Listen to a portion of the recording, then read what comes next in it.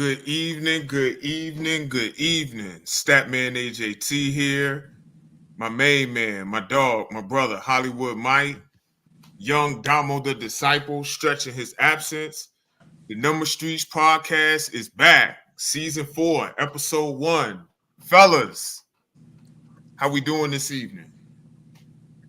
Good, man. Ain't complaining. Ain't complaining. I'm good. I'm good. I'm okay. I'm just gonna leave it at that. Mike, we back, man. Where's the energy, bro? Hey, listen, we're gonna get into the energy, man. You know what I'm saying?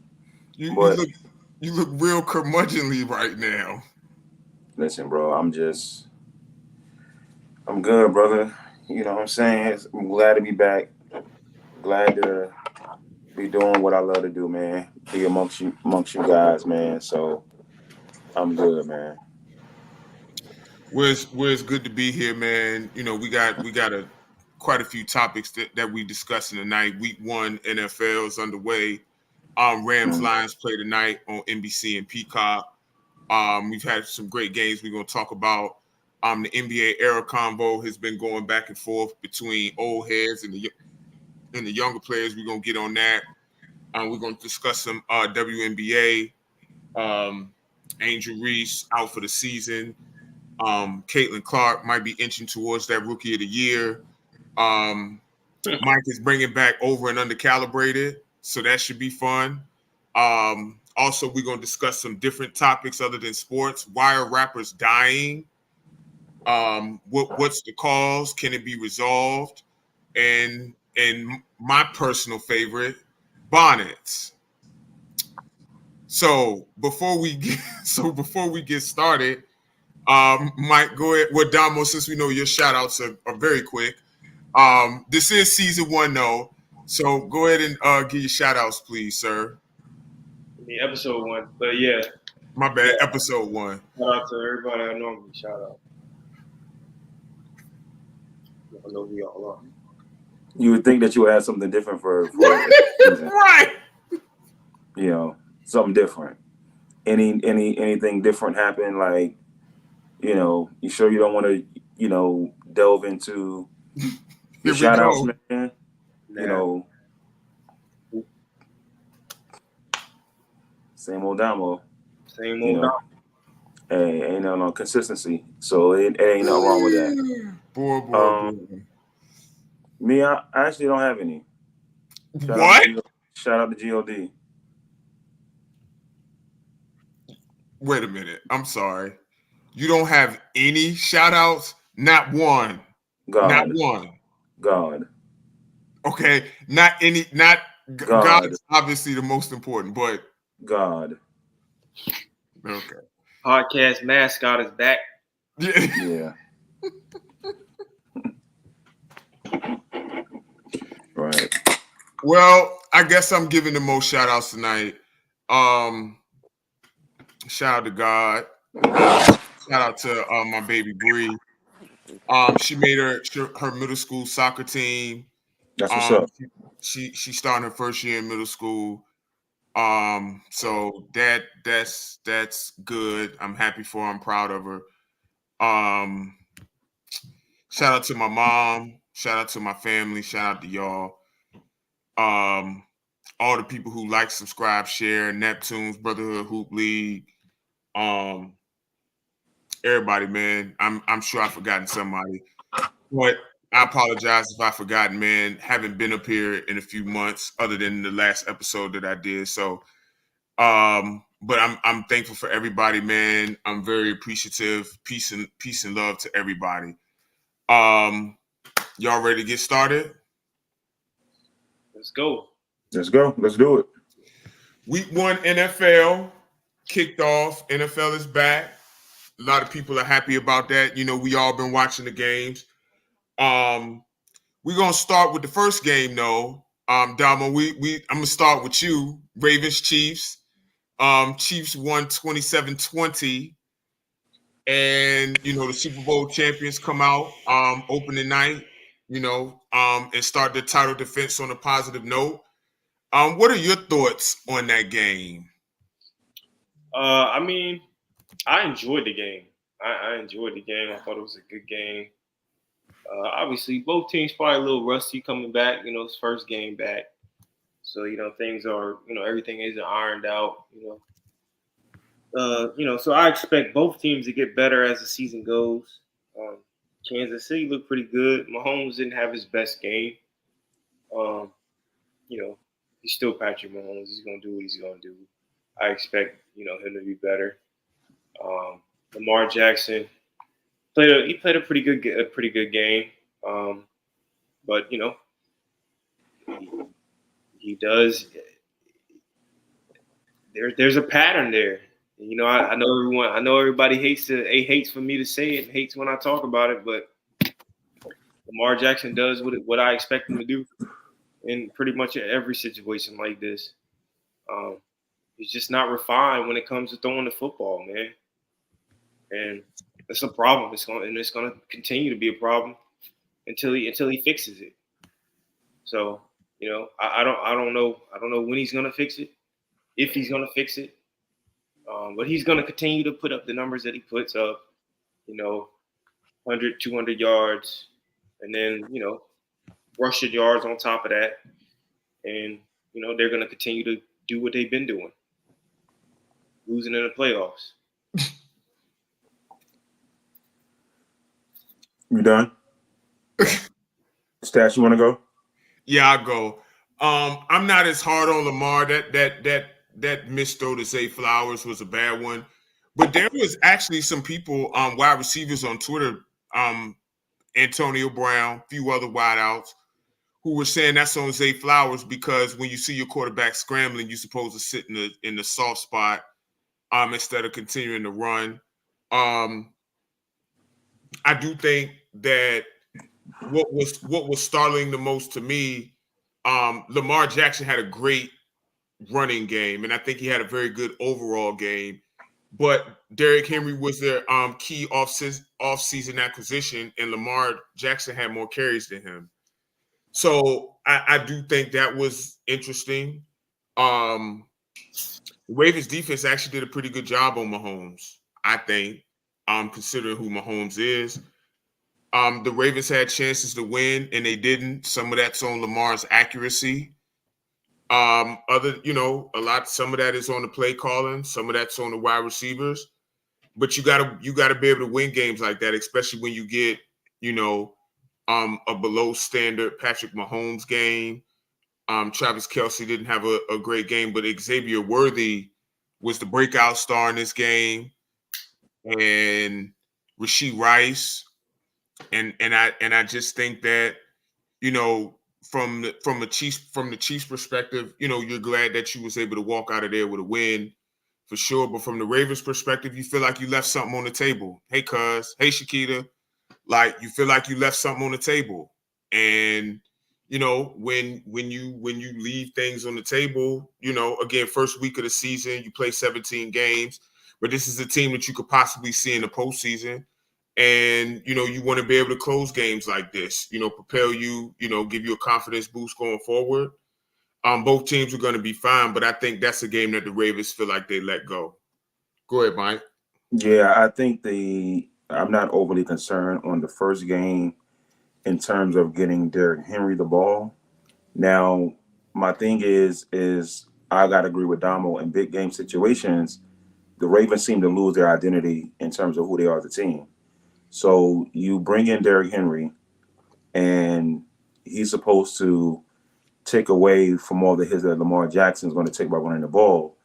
You give him to him, I believe, between 7 and 8 times in the first quarter, and then, or the first half or whatever it was, but then you only carry the ball 5 times thereafter through the whole entire game. And you give Lamar over 10 plus carries. Regular season team, Ravens may go 13-3.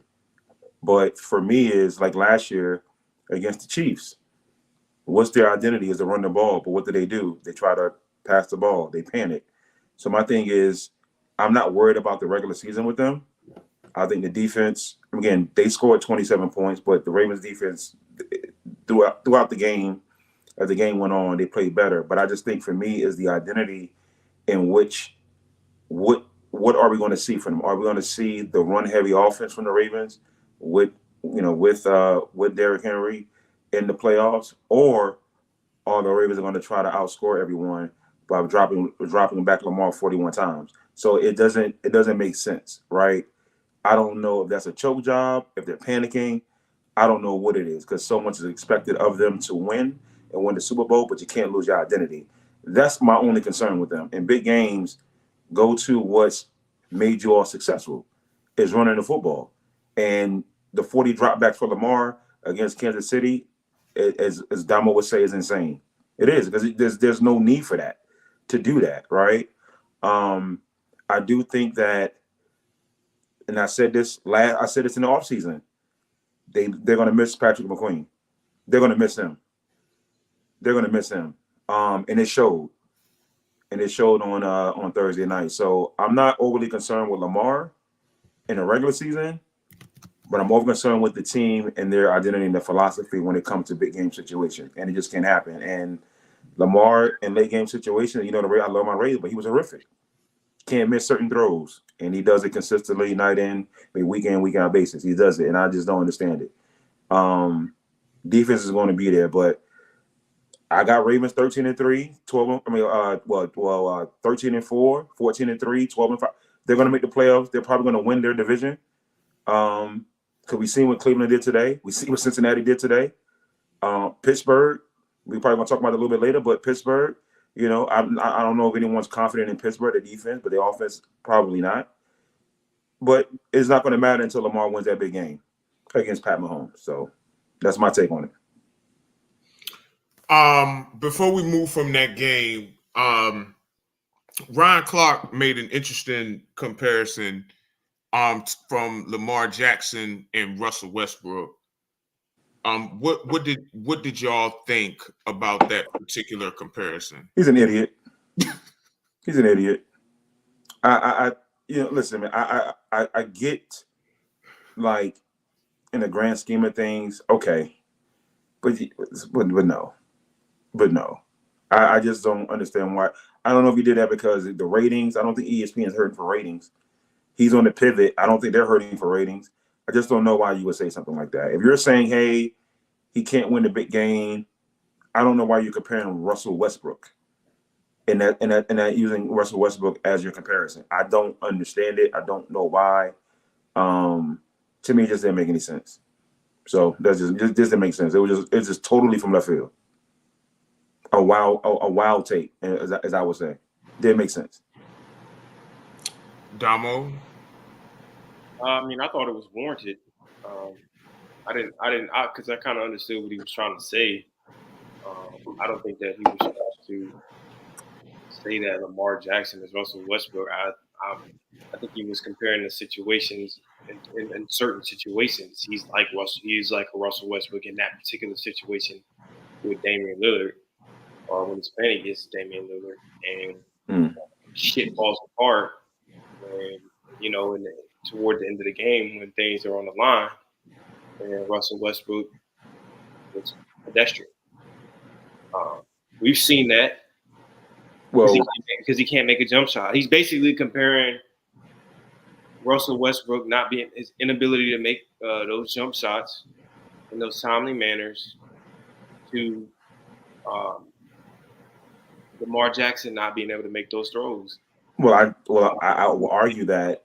Okay, fine, but if you were telling me that Damian Lillard is the kryptonite to Russell Westbrook, then I would understand that. He had a bad game. Damian Lillard didn't win no damn championships. Now, had you told me it was another player, maybe someone that if he said, I'm just saying, if Damian Lillard was Steph Curry winning championships, then yeah, it would be warranted. But Dame Lillard, he's not the creme de la creme. He's not the person they're chasing after. So like, that's my thing. He's not the person they're chasing after.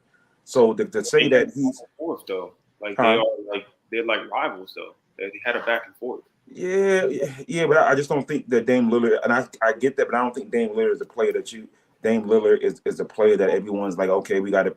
That's a rivalry game, and then the NBA season has 82 regular season games. You know, all those games really don't count in the grand scheme of things, right? Until you get to the playoffs. You know, so it's not like Dame Lillard's winning these championships. You know what I'm saying? It's not like he's winning these chips.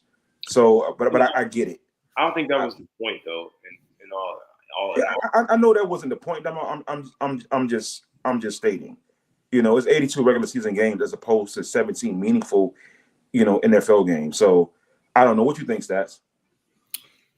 I'll take a different approach. I didn't understand the analogy. I didn't like my first thought was like, why are you comparing across sports? Not saying you can't.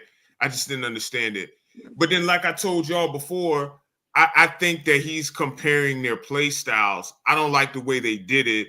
I think what he was trying to say was why their play styles don't translate to the postseason. And I don't know how much he watches basketball. So like, I don't know what his knowledge is of Russell Westbrook's play style and how that compares. I would say that as the football guy, which he is, why didn't he explain why didn't he explain Lamar Jackson's play style and why that seemingly hasn't translated to the postseason? I think that would have been better if he did that. And then either he or someone else who watches enough Russell Westbrook can explain why his hasn't translated to the postseason. Because I think that's more of a worthy argument than just throwing their names out there, then bringing up that moment with Dame Lillard. Like Russell Westbrook wasn't even guarding him at that point. That was Paul George. Right. So like I didn't understand it, especially if you're not going to explain it. Look, Lamar has flaws. He does, but every quarterback has flaws, right? And y'all know I'm not big on awards, but he's at least played at an MVP level in 2 different seasons. Why I don't understand the discourse around him. I don't. When there are other players who aren't as good as him who don't get that discourse. I digress. Moving on. So there have been other, week 1 games today. Obviously, right now the Rams and the Lions have started. The Rams is 0-0 with 13:37 in the first quarter. The Cowboys, Mike's favorite team, they beat the Browns 33-17. The Bucks behind Shake and Bake, Mike, your guy, beat the Commanders 37-20. The Saints beat the Panthers 47-10. The Bills beat the Cardinals 34-28. And the Patriots beat the Bengals 16-10. What are y'all thoughts on some of those games? Yeah, I just want to go into the Panthers game and the Saints, and just talking about quarterbacks and make or break season. I just think Bryce Young needs to retire. I mean, at this point, what? Listen, man, he just needs to retire, bro. I just think sometimes I go by the eye test, and I just think at this point, like, what are we doing, bro? At this point, we're 13 for 30, 2 picks. I mean, like, what are we doing? Right now, Jake Delhomme is rolling over in his grave right now. What are we doing? What are we doing at this point? I'm just saying. Right. Hey, listen, I just don't get it. Like, it's puzzling to me because this is like you see a guy like CJ Stroud, and again, he has a better team, but at least in Stats and Damo, you guys are great for eye for talent and evaluation and progression. Are we seeing anything that's going to make you say, okay, especially with Shador and them boys coming out next year? Hey, Shador in Carolina. At this point, have you seen anything from Bryce to say, okay, that's my guy? No, I haven't. But bro, this is only his first game in this second season, and you. But bro, what have you seen to say, okay? I've seen no flashes. Thank you, Damo. Thank you. Call Zach Wilson. What we doing? Stop. Call Zach Wilson. Because what are we doing? If this was Zach Wilson, we'd be at his head right now. But Thank you. This is Bryce Young, and We've seen enough of Zach Wilson. This is only Bryce Young's 17th game in his career. Like, we got to give him some time.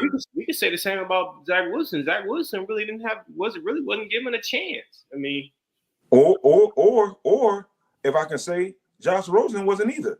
Oh my God! But he didn't even step on the field, bro. I mean, Zach Wilson didn't get a really much of a chance. Everybody shitted on him the moment that they could, but Bryce Young has been horrific. Well, to be fair, Bryce Young was the first overall pick in the draft. Okay, we starting to get to that bus category. That's even worse. Like, you're the number one overall pick, and you ain't shown no flashes of nothing.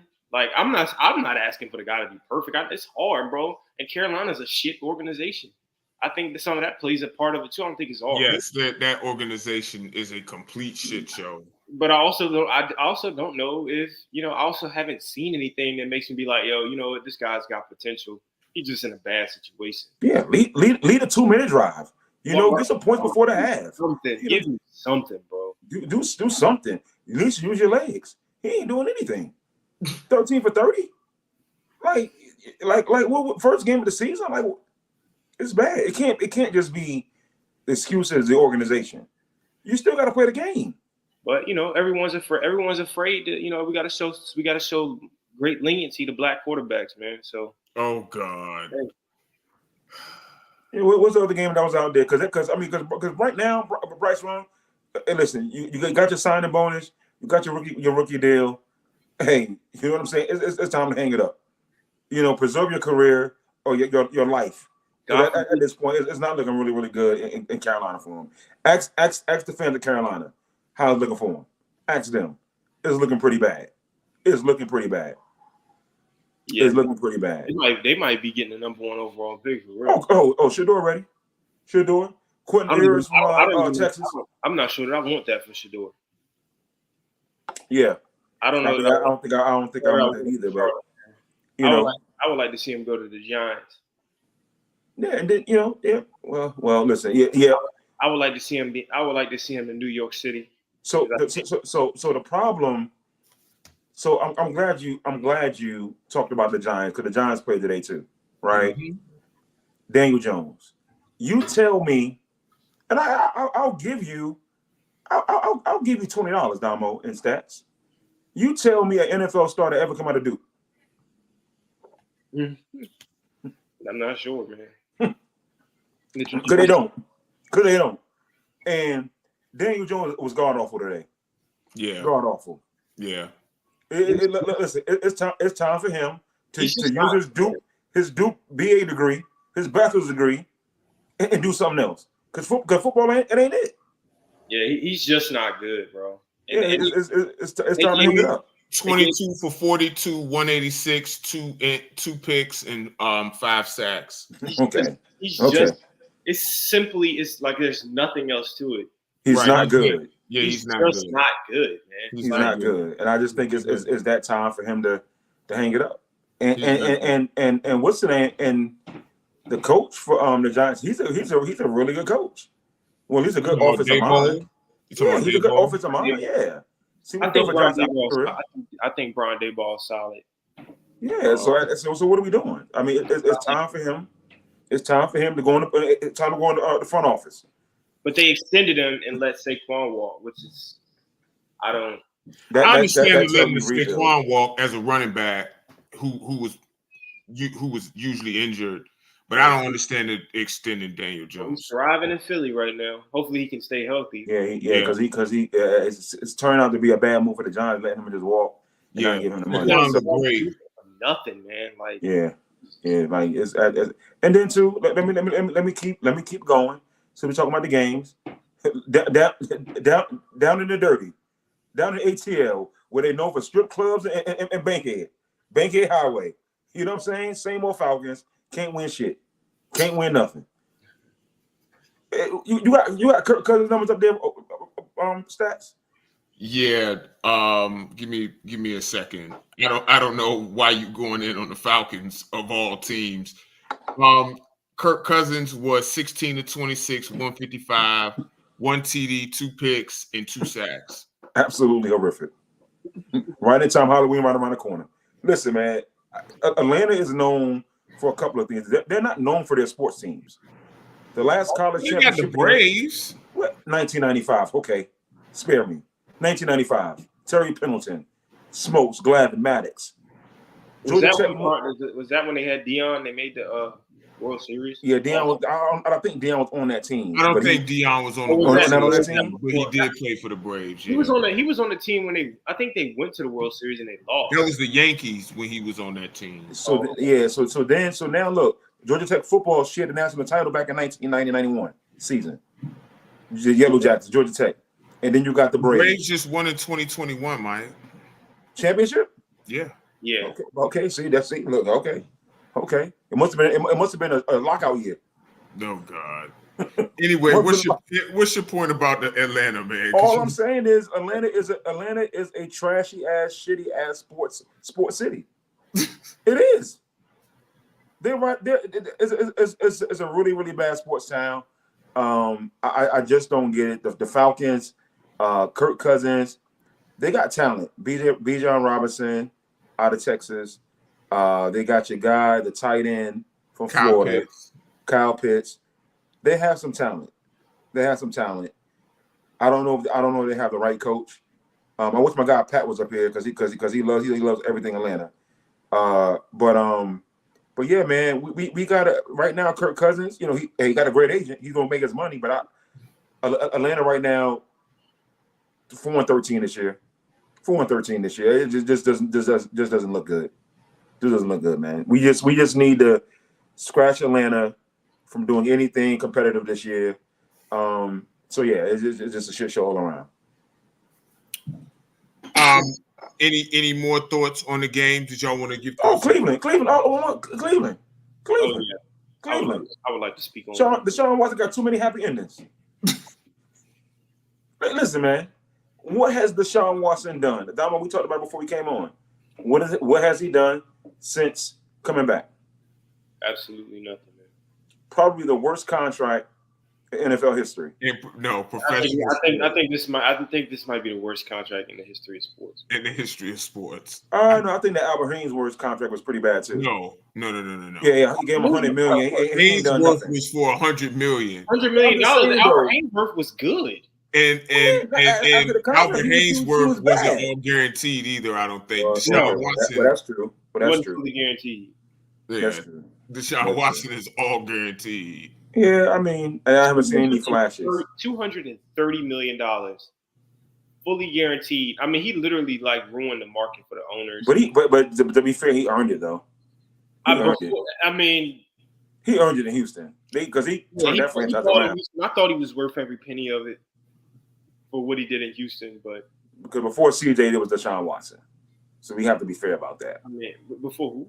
Before CJ Stroud, it was Deshaun Watson. Yeah, sure. Yeah, so, no, he was a beast. I love Deshaun Watson, but now I mean, it's like he just I don't know if it's like he aged overnight or he just forgot how to play. But try to give him a chance. I know he hadn't played. He missed a season. He hadn't played in a while, so knock off the rust. But then time just kept going. And going, and I just didn't see anything.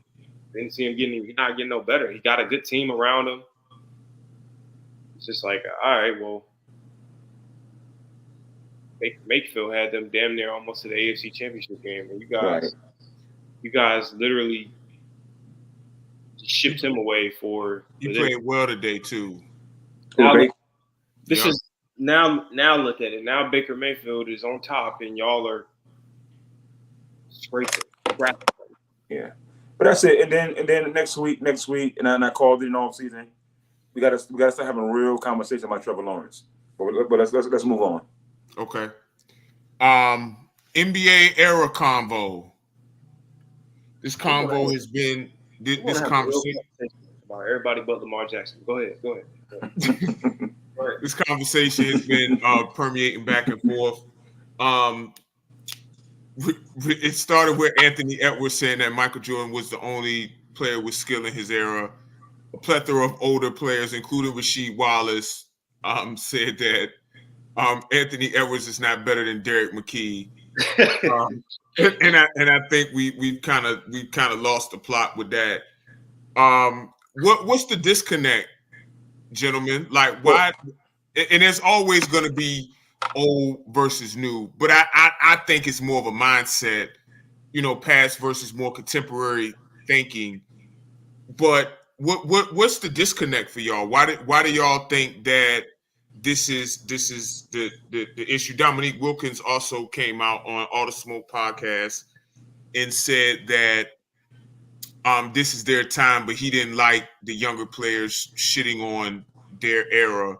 So what are y'all thoughts? Why do y'all think Well, I think I'll take this one first. I think that I'm gonna side with the older guys on to this degree. I think that as we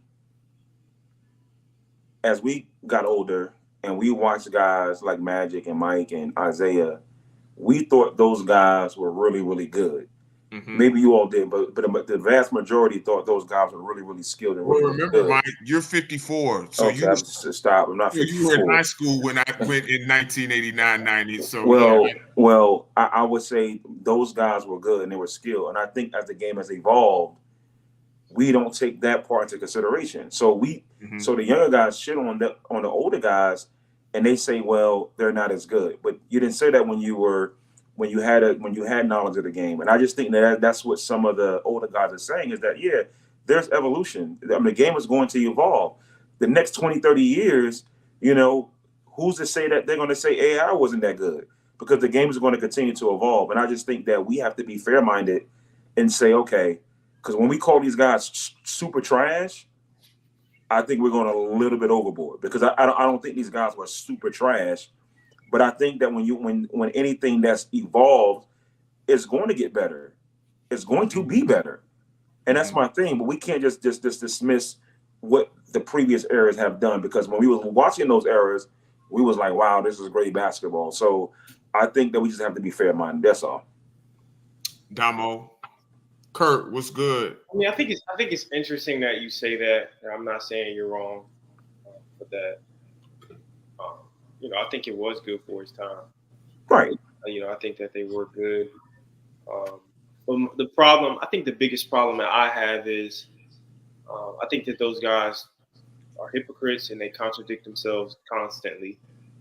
And another problem I have is I think that everyone thinks that every other game has evolved except for basketball. Basketball is the only game that has gone backwards. And it's now not as good as it was back in the day. Like, I think that's where the real issue lies, and I believe these old guys believe that.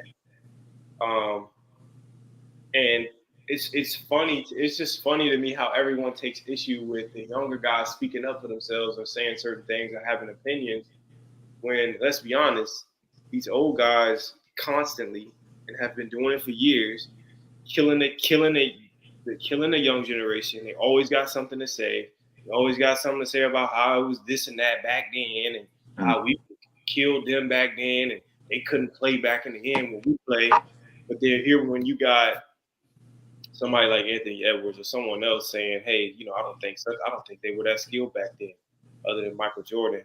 Now everybody losing their mind, and the young players are disrespectful, and they're putting the older players down. This is their time. They don't have to do that. Well, y'all don't have to do what y'all do. And a lot of it, not saying Anthony Edwards, but a lot of it is in response of them all constantly putting us down. I mean, look at what LeBron had to go through. Like, look at the way Kareem treated LeBron. Look at the way some of these older players. Kareem, just for context, Kareem even said that he never reached out to him and that he wished that he would have. That I found that very, very interesting. He openly acknowledged that, yeah. Because at some point it's like, yo, like what am I doing? Like why do I have hatred towards the people that come after me? Because I don't feel like the younger generation really is super disrespectful until the older generation is saying what they're saying. Like, I just don't understand that. I don't get it, and I don't know. Anthony Edwards, maybe he shouldn't have said that. I thought it was bad that he said, "Well, I never watched," but I never watched, but they weren't skilled. So that was kind of stupid to me. You can't say that and then say it like that. So I was like, that's kind of insane to say, but I think he shot himself in the foot. And then Magic's response to me, I hate that response. It's a cop out. It's weak. All right, well, explain to us who was skilled and why they were skilled. Like, tell us, break it down, give us the names. I'm gonna start by saying anybody who knows me knows that I feel like I have a progressive mindset, and things now in general are better than things evolved from back then in general. That's evolution. As long as you do what you're supposed to do and implement the technology and the science and the medicine and all of those things and intelligence, things are going to get better. I don't think that, first of all, Michael Jordan he wasn't the only one with skill back in the day. So let's start there. Correct. But with no buts to that, I'll add an extension to what you said, Damo, because you're right. The only reason that the younger heads are doing that is because the old heads have been doing that for years. They have been saying that in the way that the question is always framed, would players play better in that era versus this one? I've always found that stupid. Like, why would you have more athletic, more skilled players and ask them to go to an era with less skilled players? Or everyone. It doesn't make sense, right? They will have to adjust to that era, just like players going forward will have to adjust. But the players going backwards would have knowledge of that era, and that will make the adjustment easier. I think nobody wants to be forgotten, especially when you have NBA careers and you have a distinguished NBA career. So nobody wants to be forgotten. And players, they feel like they're forgotten. Like somebody like Dominique Wilkins, who unfortunately wasn't able to experience the greatest team success. Like, he's not going to be somebody that's talked about like someone who was part of team success. For better or worse, we love winners, and guys don't want to be forgotten. And it's weird when Shaq does it, because Shaq to me is a top 5 player of all time, and I don't understand why he constantly takes shots at people. I don't get it. I'll never understand it. Like, you would think that your status in the NBA and your stature in NBA history would be enough, but it's not. Guys are constantly saying that, like, guys get on the podcast, and none against podcasts, obviously, because we have one. But it's just like, y'all get up here and y'all constantly shit on these guys. Inside the NBA is big for it. Barkley, Kenny Smith, and Shaq, like, they've been doing this shit for years. And the young people are tired of it. You know what I mean? They tired of it. So, a lot of it. Huh? No, I was going to say, I think a lot of it could be due to jealousy too. Contracts are larger. Contracts are bigger. There was no social media back then. These guys are more visible now than they were ever before. And I think maybe that has a lot to do with it. Yeah. And I think in Shaq's defense, I think because Shaq does have status, Shaq can make those bold comments, because what can you say about Shaq's career? Now, yeah, could you say you could have won more? Absolutely, but he's regarded as the most dominant player in NBA history, the best center in NBA history outside of maybe Kareem. And some people may argue Elijah one, but Shaq is on my Mount Rushmore. He's probably on everybody else's Mount Rushmore. So I just think, like, he has the cachet to do that. So that's why I think, just to answer your question, he does it. It doesn't make it right, but he has the status to do so. I just think that when debating these eras is just, just being fair-minded on both ends. But do I think this era is more skilled than any other era? Absolutely. There's no doubt about that. It's not even close. It's not even close. There's no doubt about it. No doubt about it. No doubt. Yeah.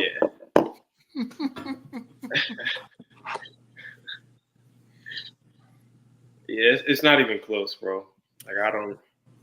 But I think some of that is the problem. Players back then wish they got to play with the rules of today. They feel like just because it's more wide open in space that they would kill, and some would. Sure. Some would. Some. Rasheed Wallace, ironically, his game would translate very well to this era because he shot threes and he was a great defender. Then you feel what I'm saying? He'd be a great small ball five. You feel what I'm saying? Like he would be a unicorn. They would say it's very few 3-and-D centers, and he would be one of them. Him, Chris Stapps, Brook Lopez, Jaren Jackson. That's it. So, I get it, but when you do that, and what ends up happening, y'all, is that we got YouTube. We can go pull up the film. We can see what the games look like. Right. And that's why, and Mike, I also disagree with you. I don't just because you're of that stature doesn't mean you have to constantly shit on players, dog. You don't, but I think but I think for him is he may do it because of his status, because no one can really get back at him because he is regarded as one of the most dominant players ever. So when you have the cachet to do it, you're going to do it. And I'm not saying it makes it right, and you shouldn't do that. I think that part of his generation, his generation is being attacked too. So he wants to stick up for, and he's one of the guys that can actually say, nah, my generation or my era was this, because he was a part of that. And he has validity in what he's stating individually for himself. So he can say, nah, there was skill because he's representing his era. So I understand why he does it. You know what I mean? And can't no one argue with Shaq and what he did. And then you got Olajuwon that was in his era. So you got David Robinson. You have those guys. So you really there's only one person who exceeds his resume in today's game. One. So I get what you said, and that one person's not going to take shots like that. So that's what I'm saying. I get it. But I think that's the problem, though, Mike. If you're punching down on guys, like, bro, and y'all know I'm the biggest Rudy Gobert fan, but, bro, like, what did Rudy Gobert do to you? Like, what did Donovan Mitchell, when he was taking shots at Donovan Mitchell, like, what did they do to you? I think even Dwight Howard. We'll use Dwight because that's a better one. But that's part of the problem, though, Steph. I think, not to cut you off, but that's part of the problem. I think that when the young guys say, hey, and we can easily say, it's easier for us to say, well, the older guys are taking shots at the younger guys, but we gotta differentiate who's saying it. Is the 80s players? Is the early 90s players saying it? Because it's mostly the 80s players that are saying this. Eddie Johnson, what he said was insane. But what I'm saying, so when you got a guy like Shaq saying that to Donovan Mitchell, he's saying, hey, bro, they're talking about you can score, you can get a bucket, you can do this, you can do that. Great. Go win the chip if you're that guy. And I understand that from Shaq. If you're that guy, then go win the chip. But I'm just saying, I think from that perspective, that's what he's stating. If a guy from this generation is going to say these guys are more skilled, these guys are more this, especially if you like Anthony Edwards, that's my favorite player right now. You know that. If he says that, then their clapback is, or Shaq's clapback is going to say, well, go win a title. If you're that guy and you're that dude, then go do that because you're self proclaiming that you're the guy. So go ahead and go do it. So Shaq has the ammunition to say, oh, you ain't that guy. Donovan, you ain't that guy because you're not doing it. You're not one of one. But I think that's disingenuous to say that. Yeah. Because you're talking about these young guys keep saying, oh, well, you need to go win a championship when it took you 7 to 8 years to win a title. But he won. I know, Brent, but he won, Damo. Yeah, but you can't tell a guy in his 4th NBA season, hey, well, you need to go. If you that guy, you need to go get it done. You can't tell me that. Well, we're 4 years later though. Our rebuttal would be, sir, you didn't win until your 8th or 9th season, bro. Like, what are we talking about? I get that. That makes sense. That makes sense. But again, what Shaq said is aging really well right now. Is it? How long ago was that? That was 3 years ago. About what? It was 3 years ago. Which one you talking about, Mike? Donovan Mitchell. It was 3 years ago. What did he say about Donovan Mitchell? When he was saying, he was telling, like you just said, Donovan Mitchell, you got to go win it. You got to go do it. He was on TNT. He was saying, he was kind of taking shots at and I thought he took an unwarranted shot at Donovan Mitchell. I did. I was like, dang, Shaq, that was kind of harsh. Bro, because it's just unprompted. I guess that's the thing that gets me. It's unprompted. Why?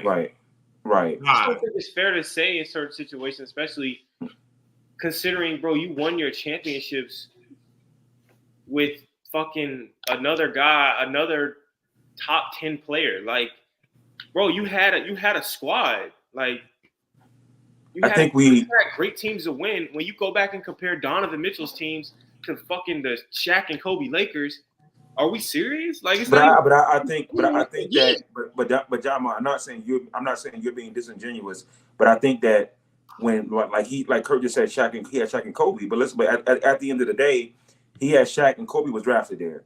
With the advent of free agency and all these player movements and stuff like that, these guys that are skilled players have more of an advantage to win titles because they can team up. And all I'm saying is, Shaq had Kobe, and Kobe got drafted, so they won that from the ground up. I will push back, and first Shaq was a free agent, and Kobe was a drafted. But what I'm saying, Shaq, he was a free agent, but Kobe was a drafted player. So to Kurt's point, he was a drafted player, so they won from the ground up. And Shaq was young, as to Damo's point, because he got there in '96. I would push back and say it's actually harder to win titles today. Right. Because the league has more talent. With the league has more talent. And ask KD and see what he says. That's why I'm just it's harder. It's harder. Well, that would be for me. Answer this. KD's actually Exhibit A. It's actually going against you. No, it's not. Because it's easier. You got to going from team to team doesn't guarantee you a title unless. I want to answer this question for me, Damo. If KD stays with the Warriors now, how many titles do the Warriors have? They probably would have a few more, for sure. About 5. No, not 5. Oh, stop. There was no evidence. No team was beating the Warriors. Clay getting hurt and things like that. That would take. Okay, that's fair. But I don't think there was no team beating the Warriors. No, but my point is that I get the unwarranted shot, unprompted shots. I get it, but I just think that Shaq and these guys are players that, especially a player that has won, wants to protect the era. That's all. That's all it is. What are you protecting it against? Huh?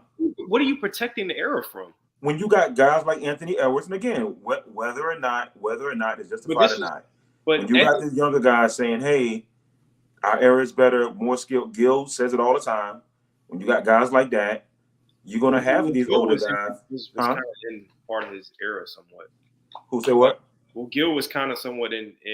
But Gil is for this era though. Yeah, Gil he has a more progressive mindset. Yeah, he makes it known that the guys back then was shit. Right. So he makes it known.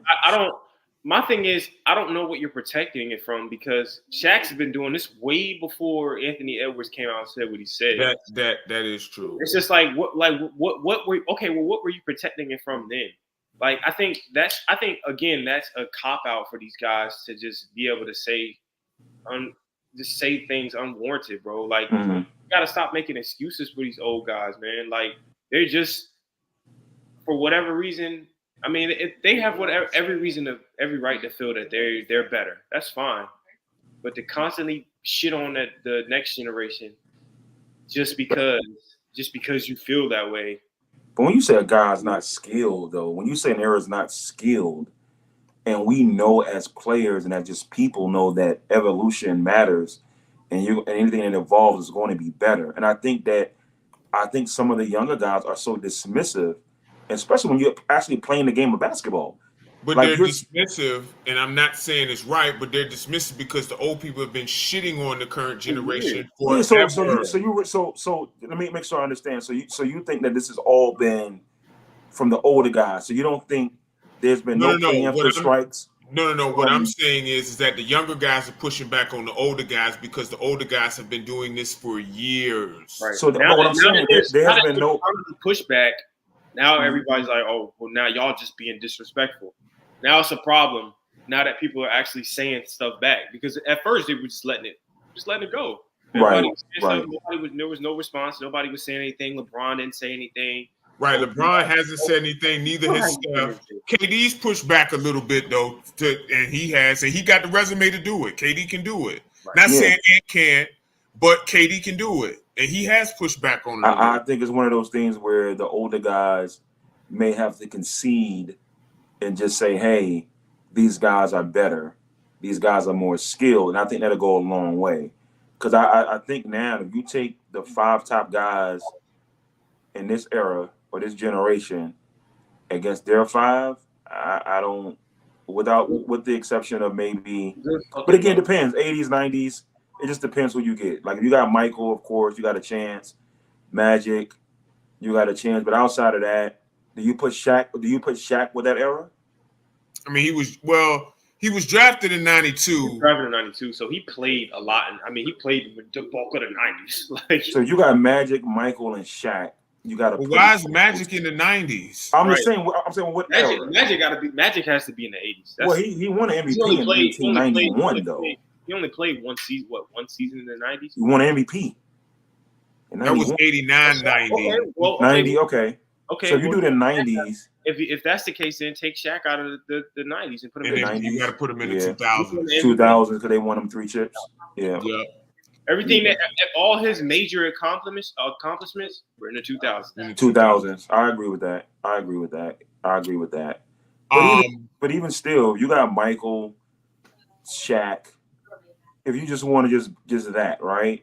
So you do 2010s and up, right? 2010s and up, right?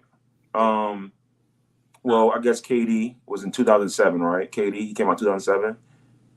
So you do this. So you do Shaq, Michael, Pippen. That's a pretty. Where you put Kobe at?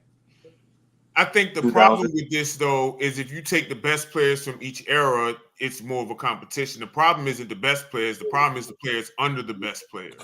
Yeah. That's where the disconnect always is. There are outliers in every era, but then the depth of talent before we move on is much higher in today's era. Yeah. I think the old guys need to concede. The old guys do need to concede and give it up and just say, "Hey, you young guys got it." So, speaking of basketball, still WNBA, we're gonna touch on that a little bit.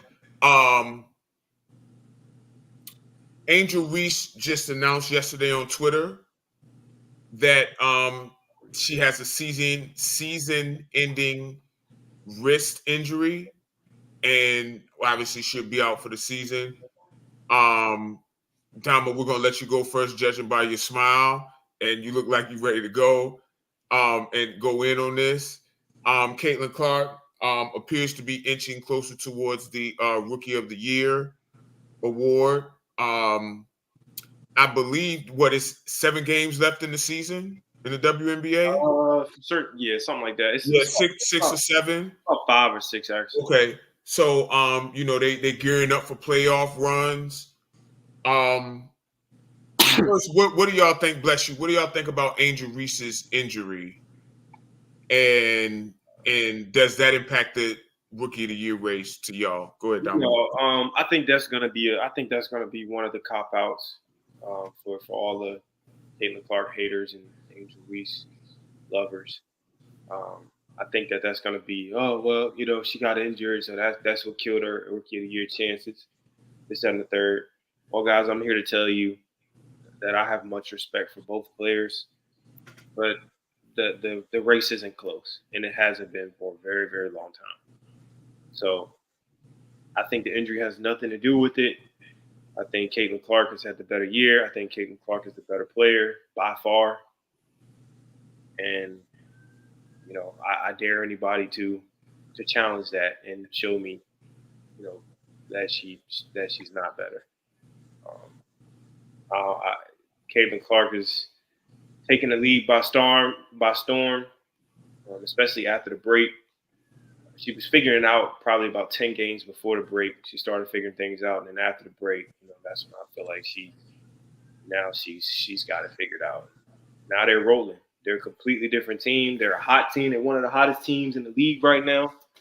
They can scare somebody in the playoffs.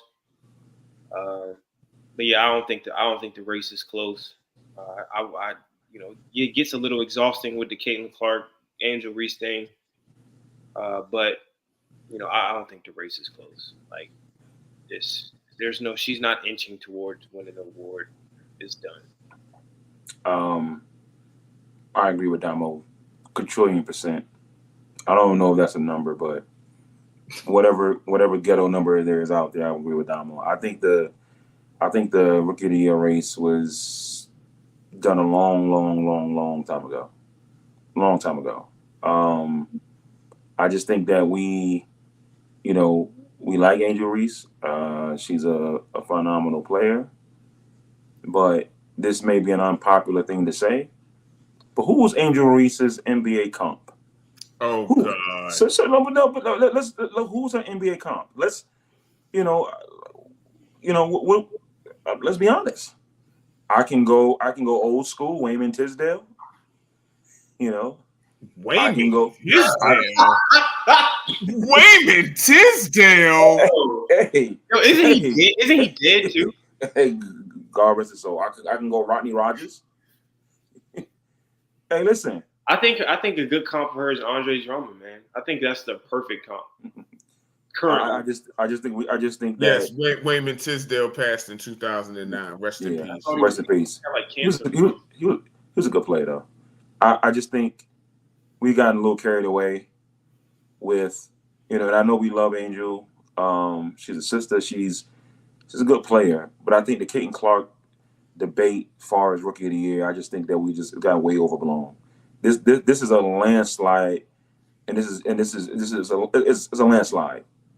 Should be unanimous. And epic fashion. Yeah, I don't think there should be one vote given to Angel Reese at all. Right. Not one. Not one. Wow, you really stepped out on the ledge there, Mike. I'm just saying. I mean, but if you ask the people out there, they're gonna have a whole different tune. So I just think it's just and then for people who didn't think so, she sealed it when they played with that triple double. Oh, boy. So Did she? yeah, but I just think Caitlin Clark is a way better player. Yeah, just a way better player. I also think that she's a more impactful player. And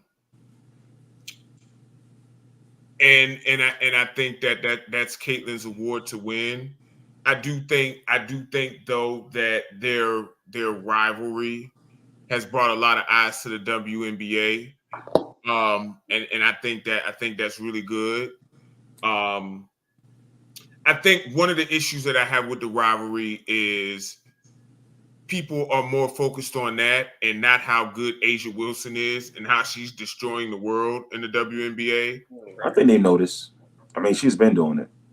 No, she's literally killing everybody right She is. I just think I think when you have nothing to talk about, I think there needs to be some storylines, headlines, and I think that's what the WNBA was missing. There's no, as good as she is she marketable?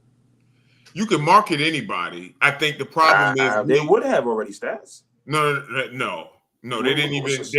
They didn't even. I mean, A'ja Wilson is creeping up on the first 1,000-point season in the WNBA, and they're not marketing that at all. I just know because I love basketball. But that's my point, though, Stats. I mean, you said they can market anybody, and my thing is there was a lot of players they could have marketed Maya Moore.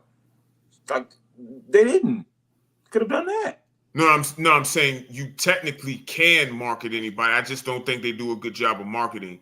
Caitlin Clark and Angel Reese market themselves. That's more or less. That's fair. Okay, that's fair. I just think, there's a lot of good players in the WNBA too, man. Obviously A'ja Reese, who's lapping the field, Breanna Stewart, Erica Damo, please help me pronounce her name. De'Erica Hamby? No, not De'Erica Hamby. I know her. Erica on Dallas. Rika Ogumawalake. Ogumawala. And sorry if I'm mispronouncing your name. I'm just calling her. There's a whole bunch of good. I don't know if Damo's a fan of hers. I know. I actually like her.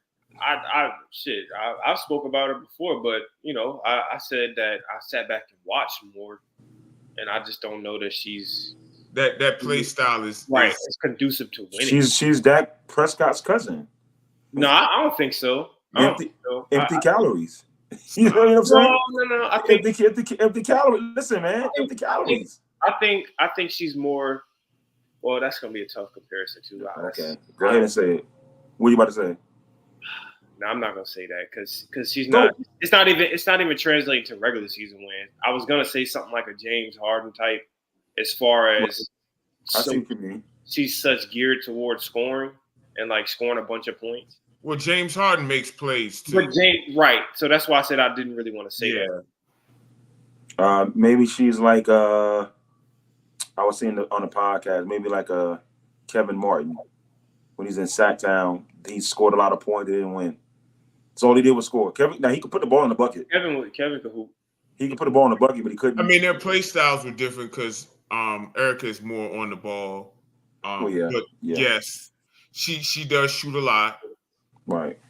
But there are a lot of good WNBA players, man, and I think the Caitlin Angel stuff has helped them grow the league a lot, and I'm happy for those ladies. Yeah. Jewel Lloyd is another good one. I just I don't know. I just the WNBA has to do a better job of putting those ladies on Front Street. Right. They have to do a better job, and we have to stop having disingenuous WNBA arguments too. Right. We need to. At this point. You guys and those people doing it know who they are. Okay.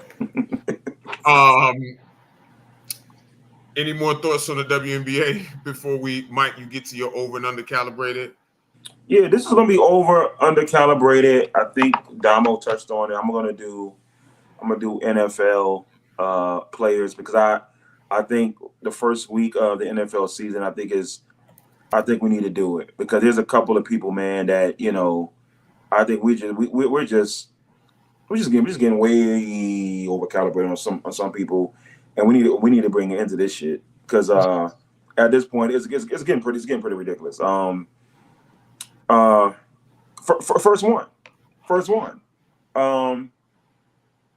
Are we over or under calibrated on Lamar Jackson? And in the comments, please put your thoughts whether you're over or under calibrated, please. Much appreciated. Go ahead, Damo. I'm gonna let you go first. We're over calibrated on Lamar Jackson.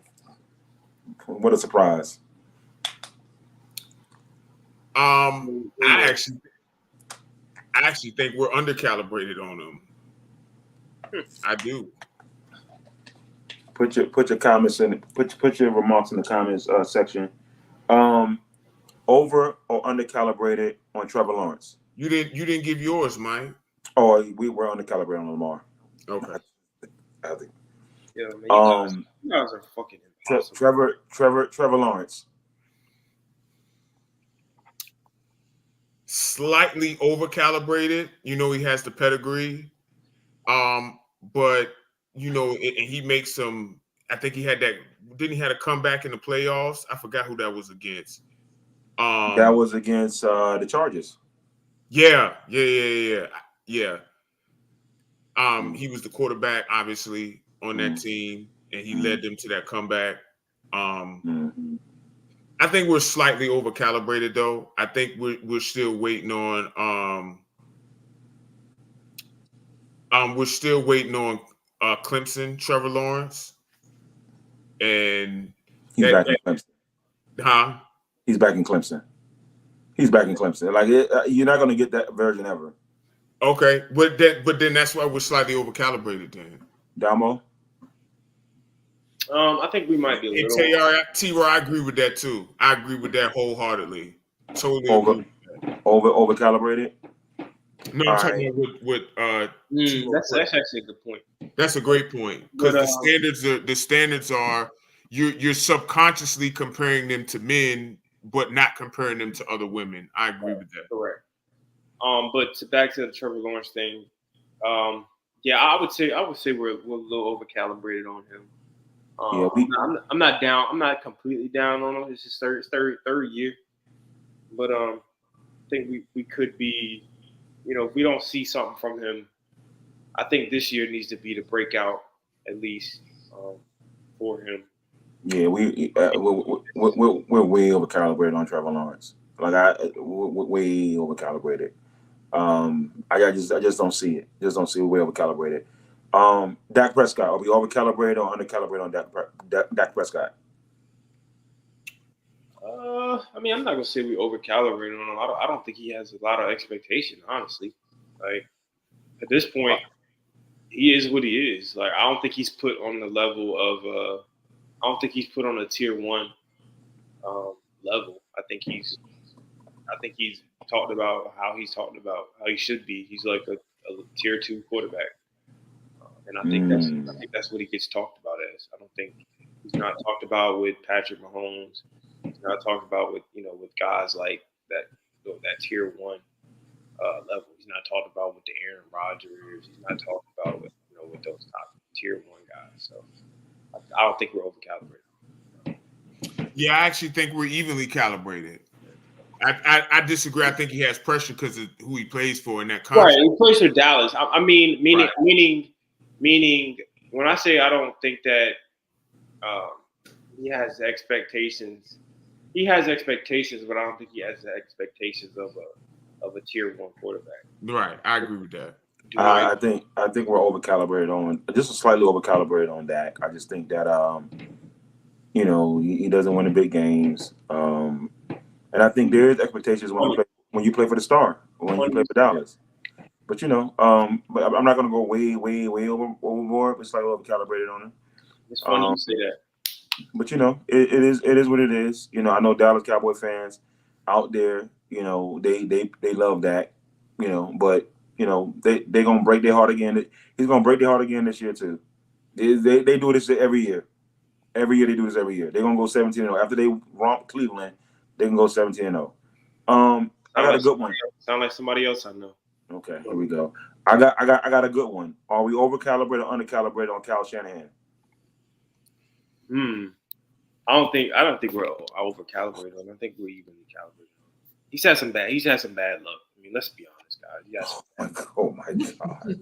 Oh my god. I mean, you lose your quarterback in an NFC Championship game. He can't even throw the ball. He fucking blows his arm out.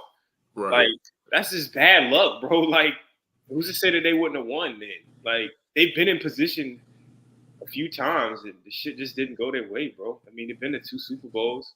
Jimmy Garoppolo pissed down his leg. Lost that game. They had the lead. They were winning the game. No thanks to Jimmy Garoppolo. Then the next year, then you follow up with your old boy. He gets you to the in his first start. I think he was a rookie, wasn't he? Brock Purdy. You go all the way to the NFC Championship game. And he gets hurt. Then the next year, you make it back to the Super Bowl and you just lose to Patrick Mahomes. I mean, I don't see how you're over-calibrated. Obviously, yes, he needs to win the Super Bowl, but I mean, I can't say that we're over-calibrated on him. I mean, he's a good coach. I mean, he just hasn't won a Super Bowl yet. Yeah, I think we're evenly calibrated. I mean, he's a great offensive mind who draws up some of the best plays and most creative plays in the NFL. I do think at some point for him not to be over calibrated, that team's gonna have to win. Right, they're gonna have to win. Yeah, absolutely. But I'm he's evenly calibrated to me. Last one, Colorado Buffaloes. Oh God. Yeah. Let that one go. Okay, go ahead.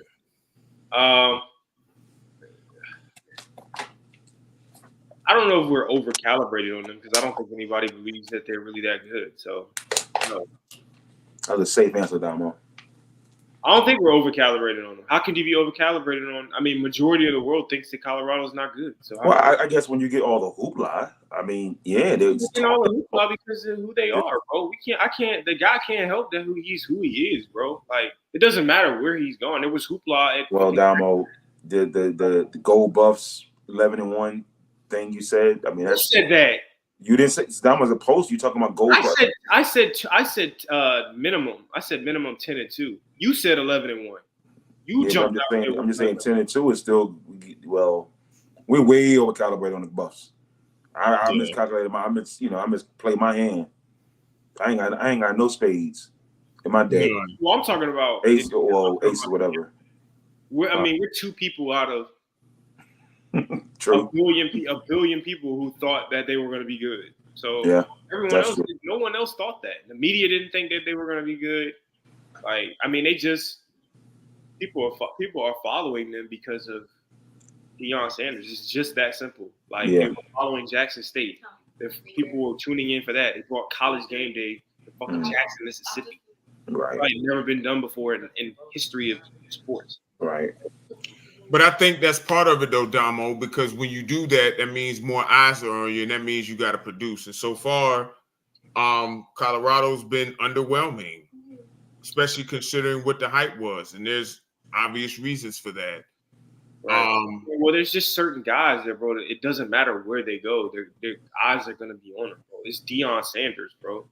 Like, he's one of the greatest athletes ever. Like, and he just has that. People follow him. People flock to Deion Sanders, bro. But I don't think that changes the fact that because the hype is still there, at some point you got to, you got to lead your team to wins.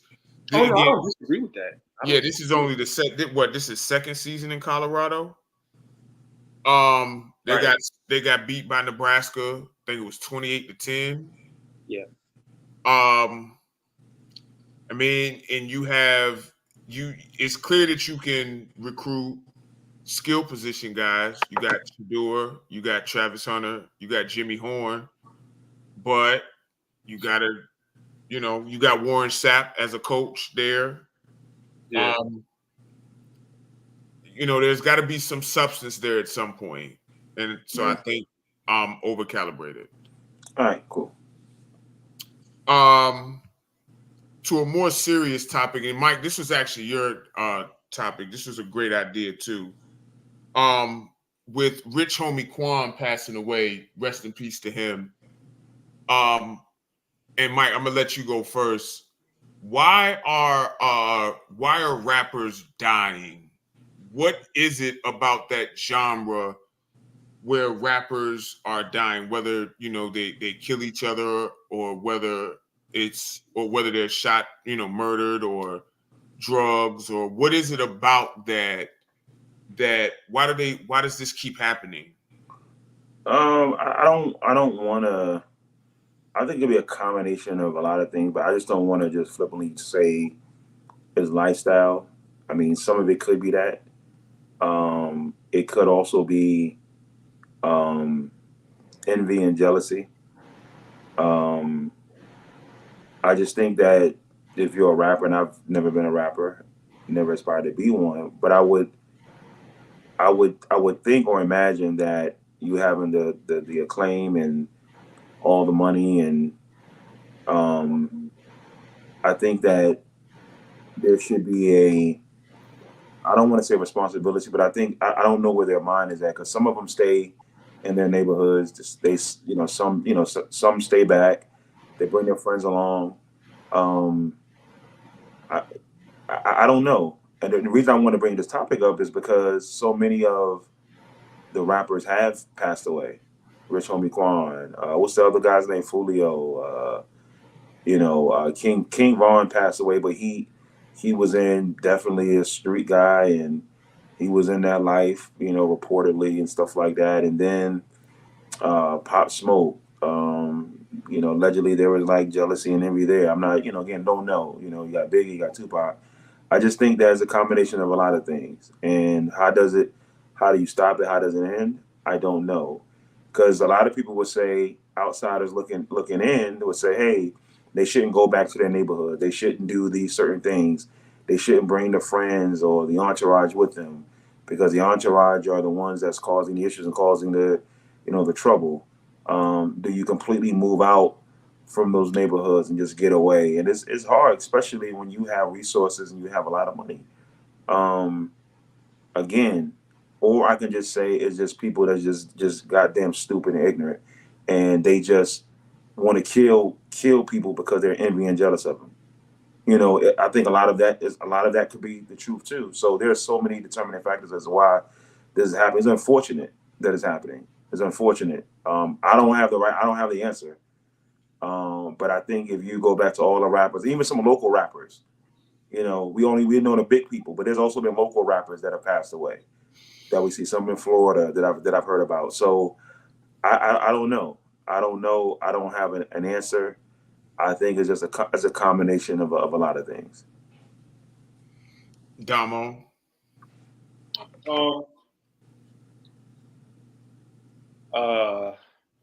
Man. It's a hard one, man. I mean, if you're being honest, bro, niggas hate each other. I mean, for the most part. Envy and jealousy. Yeah. That's the answer, bro. Like, why do y'all hate each other? Why do we hate each other so much? I don't know why. To where we just gotta kill, shoot, rob, constantly introduce each other to drugs. Like, I don't understand how you introduce someone you love to drugs. Like, I don't understand that. But and then y'all we're just killing each other, and then blaming everybody else for it. So we hate each other. I mean, that's the only thing I can think of. Mm-hmm. I don't really know. I agree. There is some hate there. In the street life is different these days. I'm obviously not in the streets and never have been. But with social media, you have people going into different neighborhoods and posting it and going live in different neighborhoods. Like you have rappers, whether they're big or not, they'll go and they're openly talking about what they did to their ops or what they're going to do to their ops. And I think social media has exacerbated an issue that was already bad. People don't always move in silence anymore. And I think that's a big part of it. Y'all mentioned jealousy, y'all mentioned envy, but with people living their lives on social media now, like that's a big issue. And when people can see how well you're doing, the jealousy and the envy comes. I also think that the use of drugs, that's a stress reliever for Mm-hmm. that lifestyle. Mm-hmm. And I think that it's hard because you're constantly on tour, you're constantly under pressure to put out music. The label's trying to get you to do this, that, and the third. And it's just like that's how a lot of these guys decide to cope. And when you don't have time for yourself, you don't get the rest you need, you don't have the right support system around you, you're not thinking rationally. So I think that those all play factors into it, unfortunately. I wish there was a better support system around these guys. Right. That's what I really wish. I wish there was a better. You got OGs in the game who have really tried to help. You know what I mean? And talk game. Like you see the Jay-Z's, you see the Nas's, you see the Fat Joes. He gets on the podcast to tell his story. But some people are hard-headed and they got to learn their own way. Before we move on to the last topic, is there something? You know what I think rap needs? I think rap needs a union. Something to help preserve their history and like rap meetings or something. I don't know, but something to have these discussions, man. So like you don't these rappers don't have to die like this, man. It's Right. just any other. Go ahead, Mike. No, I said no. I agree. No, I totally agree, man. I think that guys maybe like Jay-Z, some of the more powerful, hip hop, guys in the game or music influencers legends can maybe come together and put some heads together to kind of, figure it out. Because, I think Rich Homie Quan passing away. I think that was allegedly how he passed away. You know, drug wise, whatever. Allegedly, right? It was allegedly, yeah. So that seemed to shake everybody up. But yeah, man, I think the guys before them, if they care enough about hip hop and care enough about people, I just think that's just something that I think they should organize. And I don't know how they'll go about doing it, but I just think that that's something that they should definitely look into. Because a lot of lives are being lost in that industry. So. Last topic.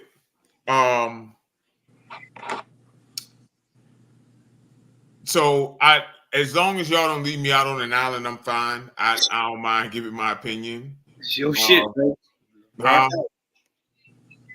I made a post a few days ago and I got cooked. The ladies came up there and they cooked me.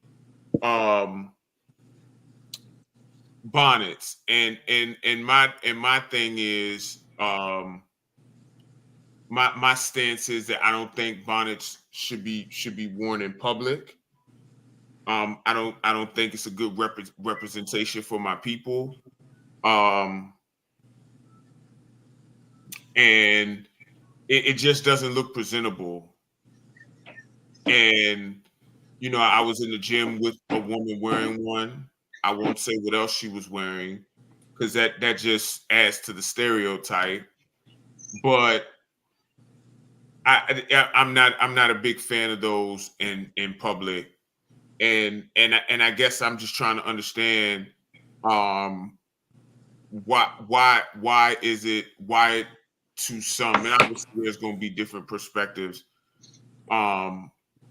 which is fine. I welcome those, but why is that okay? I guess why is that okay to wear those in public?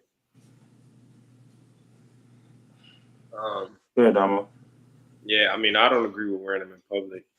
I think that's, oh my God. Mike, what the hell are you doing?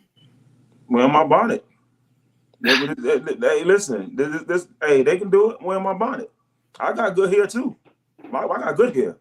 My shit natural. I got wave curls. Hey, let's go. Keep. I'm sorry, Dom. I didn't mean to distract you. Go ahead, wear my bonnet. No, I don't believe that they should be worn in public. I think that's overkill. Like that's a bit much. But I mean, in the house, if you need to wear it. But I think they go overboard with coming out in public with it. Same for do rags though. I don't agree with wearing the do rag in public either, unless you like going to the gym or something. Especially with the cape out. Yeah, right. The cape out is insane. Cape out is crazy. That's insane. The do rags in public is wild. I think we've gotten carried away with that. Like for me, if you go into the gym, the purposes of you just don't want to lay your head like your raw head on the bench. Pause. Like it's just Jesus Christ. Yeah, raw hair in the bed. It's crazy work. That's diabolical. That's crazy work. You don't want to put your head on the bench. Like I understand that. That's because I wear my do rag in the gym, so I don't have the cape out though. So if you catching an early morning flight or something, 6, 7 in the morning, you got a hat on over top of it. That's about it. But just wearing the straight up do rag out in public is wild, and wearing the bonnet in public is crazy. I've just seen bonnets early morning, dropping Sky off of school, bonnets on, bonnets coming ready to get your kids after school. I just don't understand it, yo. I just don't get it, yo. And for, and a lot of women, I've conceded, okay, you want to wear in the house, you want to wear to bed, okay, fine. But when you're out there picking up your kids and from school, you don't think you can just represent yourself and nothing on your, I guess maybe it's on your character. I don't know. Can't represent yourself in a better way. by not wearing you can't fix your hair for 10, 15 minutes. Put it in a ponytail at least or something. You going up to your school in a damn bonnet. They get your kids out of school. Or your kids in the damn play and you wearing a goddamn bonnet. Like, what are we doing, bro? That's insane. Like, you know what I'm saying? That's insane. You're meeting someone's teacher. You're meeting a principal, someone from the faculty staff, and you're wearing a bonnet. I've even seen it where when I was working at Verizon, that people used to get out their car and walk up to the door with their bonnet on and just take it off. The women know what I'm talking about. Just take it off their head. It's insane. You see managers and people coming and you wearing a fucking bonnet. I just don't understand the fascination with it. I just don't. I just don't know. Again, inside, yes, but when you're outside, like just have some decorum, something. Steph, you are a word guy. I don't know if that's the right word, but have some class. Like literally, I want a woman to tell me like, why do you wear a bonnet to your kid's school? What? Tell me. I'm fascinated to know. Listen, I'm honestly trying to figure it out myself. Because I don't get it. And as y'all know, I've been extremely vocal about that. Like, I just don't feel like it's a good representation of us. I feel like there are better options. You know, I provided better options on my post. I don't get it. Like, I'm really confused. Like, and it ain't necessarily about, and I don't want to say necessarily, it's not about looking good for us. It's about looking good for yourself. And I've come around on the do-rag stuff. Do-rags do look crazy too. Like, there's got to be better options for us. Now, I understand, like, if men who have locks, women who have locks, like, but don't they got the little sleeves that you put on and that you put, like, wrap your hair? I don't know. Like, because it just gives off, I got up, I got my pajamas on, I got my fuzzy slippers on, and I'm just going out the house. Like, I don't care how I look. Like, Right. Like, y'all see how crazy Mike looked with his bonnet on? Like, I don't know. Like, did you go buy a bonnet? You look like a painter. You look like a painter. That's what you look like. Hey, Tracy. Bro, I just don't understand it. Like, I really don't. I really don't. And it's also bad that Stats told me to talk about it, so I'm not going to talk about it. So I'm forbidden, can't bring up that subject. But I just don't understand. I just don't get it, yo. The one and again, and I said this, the one thing that infuriates me is coming to your kid's school and you're going to meet a teacher. I've seen the parents go to the class because the teacher want to meet with them, and they're walking down the hall with a fucking bonnet on. Like, what are we doing? Like, I just don't get it. If you want to wear a bonnet because you're in the crib, cool. I just at the fucking grocery store, wear no fucking bonnet. And don't get me started with the hair and the hat shit. Please don't get me started with that. Oh God. Hair in the hat. What you mean? Oh my God. Listen. So Damo, look, there's a hat with two fucking long hairs on the side, bro. What? That shit is insane. I ain't never seen that one. That shit is insane, bro. Damn. And I'm thinking, okay, they got long hair. They take the fucking hat off. They fucking bald as Jordan. What? What are we doing?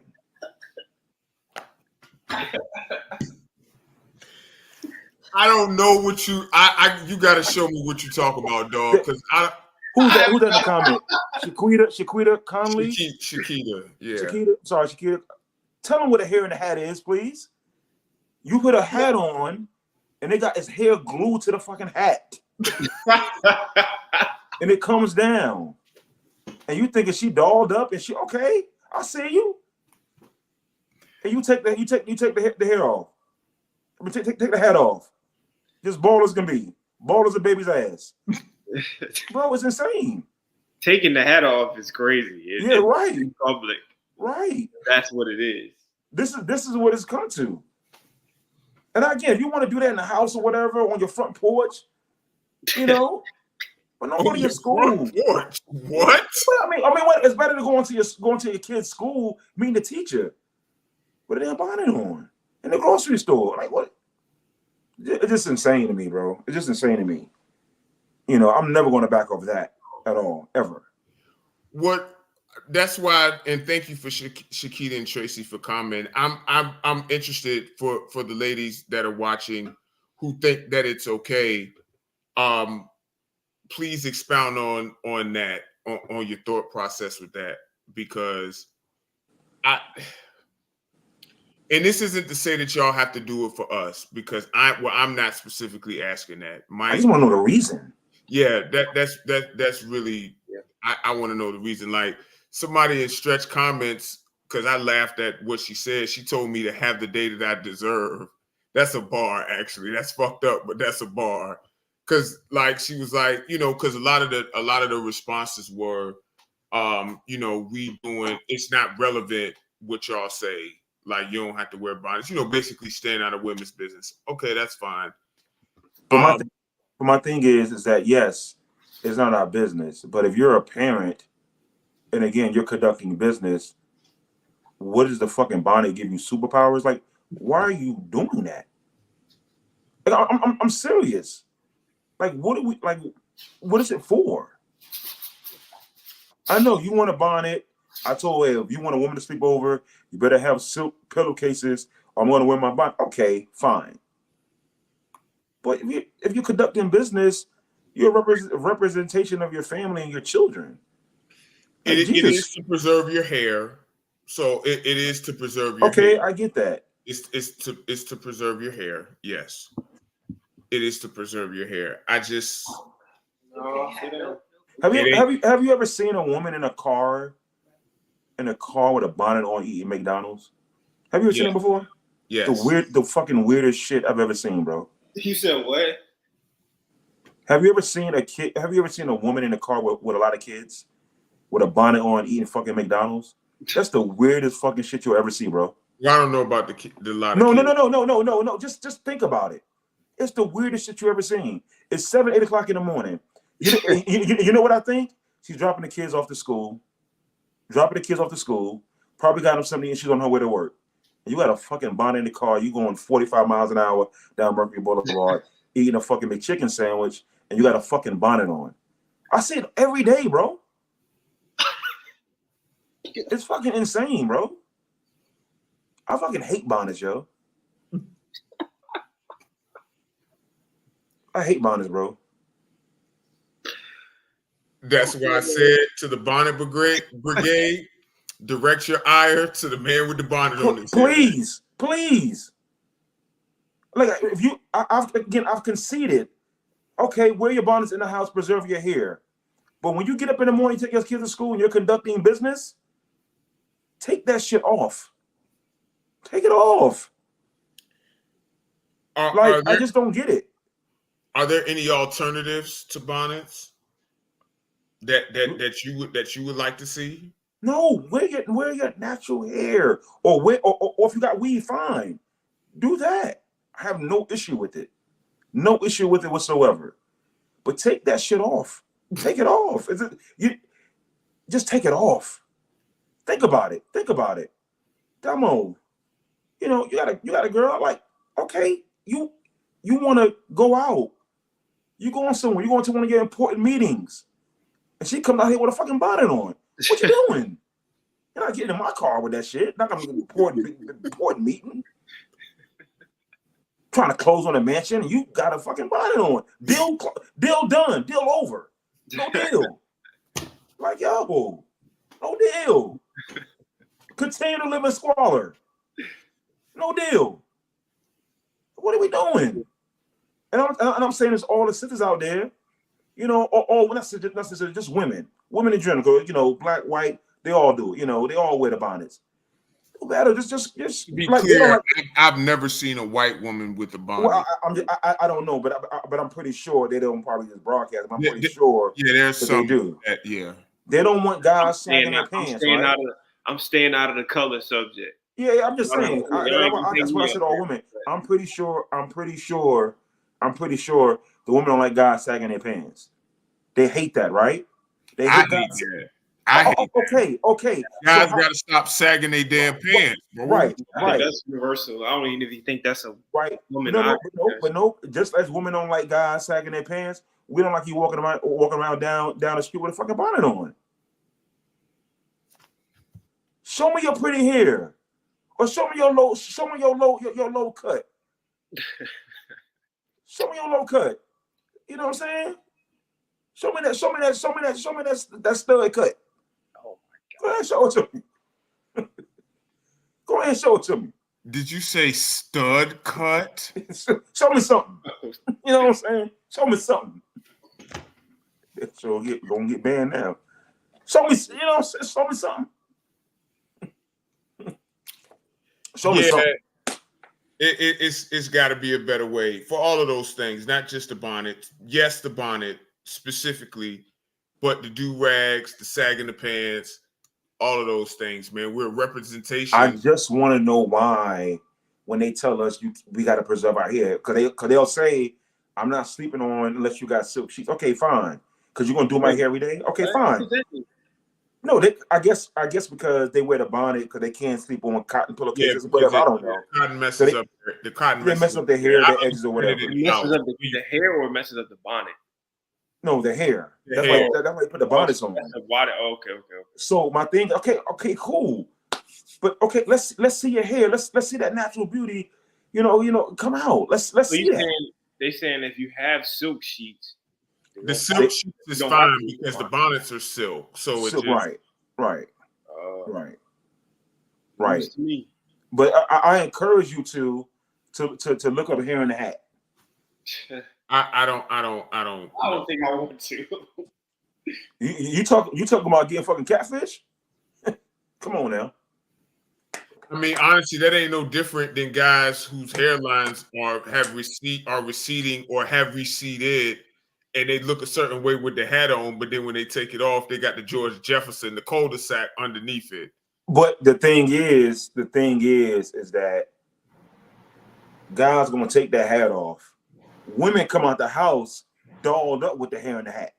That's the difference.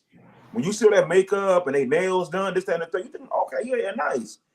And then when it gets sweaty outside, they go like this. They take it off and wipe their forehead, and you see, nothing but bald.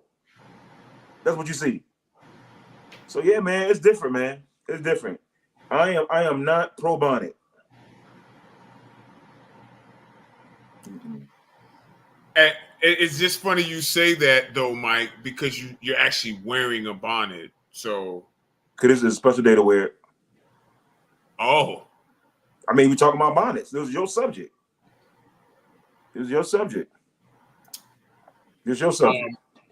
Just mine. Well, you had traction that day on Facebook that day, and you got a lot of people upset. I did, and I mean that wasn't my intention, but I mean can't change it now. Did we have any more thoughts before we go? Not at all, because we're gonna get killed tomorrow. First of all, shout out to Kendrick Lamar, who's performing at the Super Bowl in New Orleans. So big congrats to him. Shout out to Jamal Murray, inking a 4-year, $209 million contract. Congrats to him. And you said no final thoughts before we go?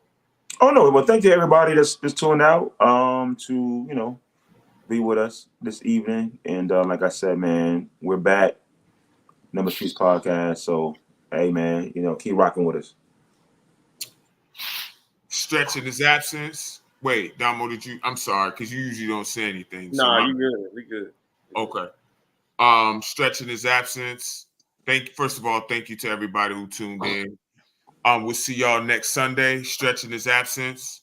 Damo, Bonnet Mike, no longer Hollywood Mike, Statman AJT. We out. I like this bonnet thing.